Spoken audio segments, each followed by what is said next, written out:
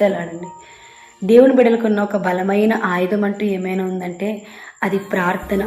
ప్రార్థనని మనం ఎప్పుడూ నిర్లక్ష్యం చేయకూడదు. ఎందుకంటే ప్రార్థన పరిస్థితులను మారుస్తుంది.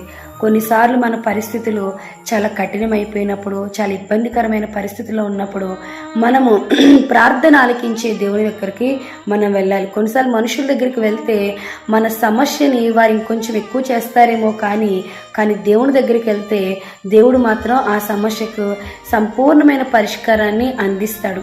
అందుకే మోషే ప్రతి సందర్భంలో మోషేకి ఇశ్రాయేల్ ప్రజలు వ్యతిరేకంగా లేచిన ప్రతిసారి వాళ్ళు మోషే మీద తిరుగుబడిన ప్రతిసారి కూడా మోషే ఒకటే పని చేసేవాడు. ఏంటంటే దేవుని దగ్గరికి వెళ్ళి దేవునితో మొరపెట్టుకునేవాడు. ఆ బాధ అంతా దేవునికి చెప్పుకునేవాడు.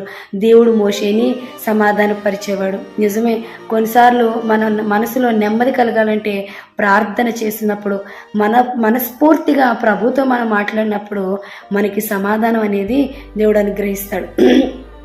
సమూయేలు గ్రంథంలో హన్నా అనే స్త్రీ చాలా ఇబ్బందికరమైన పరిస్థితులు, మరి తన సవితి ద్వారా ఎన్నో మాటలు పడుతూ చాలా చిన్నచూపు చూస్తూ ఉన్నప్పుడు హన్నా చేసిన ఒక మంచి పని ఏంటంటే తనకున్న బాధంతా, తనకున్న కన్నీటినంతా షిలోహ్లో ఉన్న దేవుని మందిరానికి వెళ్ళి అక్కడ తనకున్న బాధంతా చెప్పుకుంది.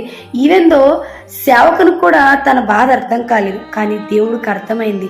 ఆ బాధని దేవుడు, కన్నీటిని ఆనంద బాష్పాలుగా దేవుడు మార్చాడు.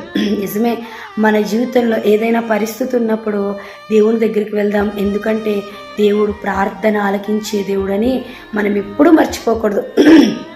యేసుక్రీస్తు ప్రభువారు శరీరధారిగా ఉన్నప్పుడు మనందరికీ మాదిరి చూపించారు. ఆయన ఒలీవల కొండకెళ్ళి ప్రార్థన చేసేవారంట.